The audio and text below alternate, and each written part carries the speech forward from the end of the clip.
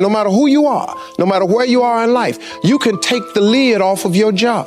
And if you're wondering if you still have the lid on in your life, here are some clues that's going to let you know that the lid is still on. If you're not excited about waking up in the morning, if you're sitting around bored out of your mind, if you got time to do everything anybody asks you to do, you probably got the lid on. If when you tell your dreams to all your friends, it makes sense to them, you got your lid on, man. Your dreams should not make sense to everybody. You got to say something that make people go, how you going to do that? That's when you got the lid off. And if I were you, I'd do that. I'd take the lid off. Makes sense to me, don't it? I mean, look, in show business, that's all the time. You could come to work one day and they just say the show is canceled. What can you do? So what I've done is I've produced so much content. I got radio, I write books, I write movies, I do TV shows, I host TV shows. I got a game show, I do a Facebook watch show. I do so many. So when they come and they cancel something, I don't really give a damn. Because I got 8 more jobs. You know what I mean? I've just managed to stack. And then I'm always prepared. I prepare for what's coming. Here's the deal. Change is inevitable. So here's what's going to happen. No matter what's going on in your life, it's not permanent. Everything is going to change. So there's 2 things you can do with change. You can react to it or you can participate in it. It's going to change anyway. So if you keep waiting around, you're going to have to react to the change. And now you behind. But if you participate in the change, if you know the job you have is not going to last forever. I'm just telling you. COVID proved that already. Where you go to work at every day, that's going to change. COVID proved that already. Your best laid plans has changed. So what you got to start doing is you got to start anticipating that it's going to change and just start living your life with the preparation for change. No matter what you're doing, you could be doing more. Remember that. It's 24 hours in a day. You got to use as many of those hours to prepare stability for yourself as you can. I said it online, I got in a lot of trouble. If you sleep 8 hours, you're not ever going to be rich. If you have any dreams of being rich, you cannot sleep 8 hours a day. It's only 24 hours in a day. If you sleep 8 hours, that's a third of your life.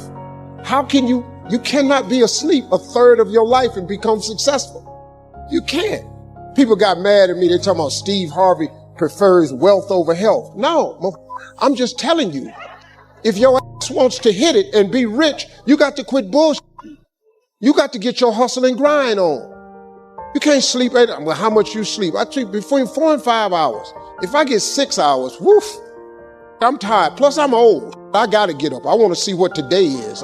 I can't miss nothing. I'm old, man. I'm 64 years old, so I can't be laying in the bed waiting. I got to get up early. I'm up before the sun come up every day because I just want to see what else God got for me. He done gave me a lot. Might as well go see the rest of it, right? You can't see it sleep. So I've always prepared myself for what this business is. And for the first time, I've actually thought about retiring. This is the first time I've ever thought about retiring. So now I want to come home. I'm coming to Africa. The one thing that I have learned to relate to all of my children is to dream. There is nothing bigger than your dream. Nothing is greater than your dream. Now, as we sit in this great educational institution, I am not saying that your education is not important because it's tied to a lot of your dreams. But let me tell you something. There ain't nothing bigger than your dream.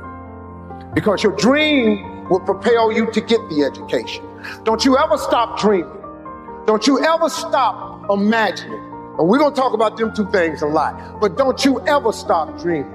Your Bible says a man without a dream or a vision shall perish. That's in your Bible. It ain't just in the one I read. Nowhere in there does it say without an education you perish. But it says without a dream or vision you perish.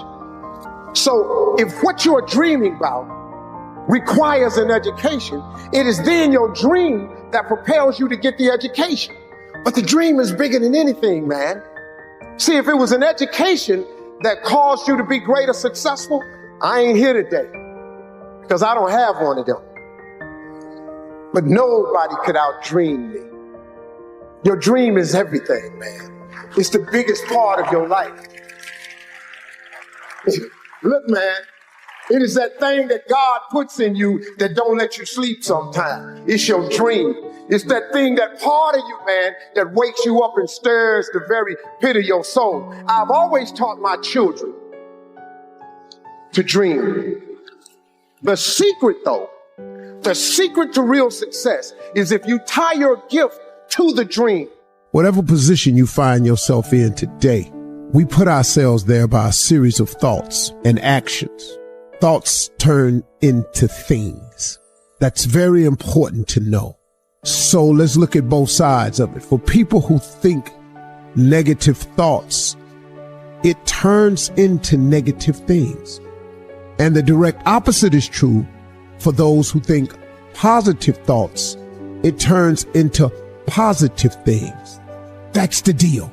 It's as simple as that, folks. Thoughts become things. So the one glaring question for all of us always is, on a daily basis, what are you thinking? What are your thoughts? What are you thinking? What are your thoughts? Because this is a fact of life. This is biblical. This is spiritual. This is written. This is philosophical. This is the law of the universe. This is just the way it is. Now, and here the cold part, folks. It don't matter if you believe me or not. It does not matter if you have never been explained this or not. And it does not matter if you think it works in your life or not. It don't matter. Listen to me.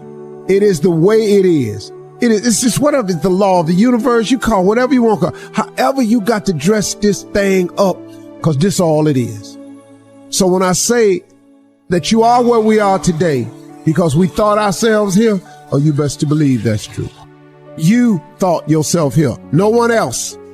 See, let me explain something. I got people around me who so badly want to take credit for it. Every man in this room, you blew your 20s. You spend all your 30s trying to make up for your 20s. Yeah, that's the truth. Dog, every dude in this room blew their 20s and at 30 trying to fix what they should have did in their 20s. Yeah. And so forth and so on. You turn 40, you're trying to recover from the mistakes you made when you're 30. Now at 40, man, it's time for you to start. Really, at 30, you need to start buckling it on down. And just realize, man, everybody make mistakes. And if the mistakes you're going through are going to help you become the person you need to be later on. Steve Harvey. All them mistakes, dog, they cool to make. Yeah. I needed to mess up every marriage. I needed to get arrested like I did. Yeah. I needed to get shot. I needed all this, dog. I needed to be homeless. Yeah. I needed all them things to happen to turn me into who I am today. So when you're young and you make mistakes, don't let them eat you up. Because everybody that done made it, done made them. Yeah. You got to fail in order to win. Hey, look, man, to understand how to hit the game-winning shot, you got to miss the game-winning shot. First of all, you're talking about stuff that I can relate to like so many others can relate to. I mean, everybody got the same story. We just got different details. But like I always say, life is 10% what happens to you, is 90% what you do about it. See, we're going to dive into a chapter from my new book, and it's chapter 1, section 1. This is very clear for people. So the first step is getting completely and brutally honest enough to say, I am tired of myself. When you say I'm sick and tired of being sick and tired, that's the facilitator of change. That's when you're ready to say these words, no more excuses. No more excuses. I went to Kent State, I dropped out. I didn't drop out, I flunked out. Now that threw my life into a spiral, but because I didn't have a college degree, I could not let that stop me. And like you're doing, where you're saying, all my friends at this age are settling in your careers, you don't even know if they're happy or not. Stop comparing yourself to others. So the first thing you do is stop focusing on other people. Instead, focus on being the best version of you that you can. Then you'll recognize that you deserve to sit at the big table with everybody else after you become the best that you can be. Now, once you've accepted that you have as much right to success and much right to succeed as anybody else, the next step is learning how to talk the talk.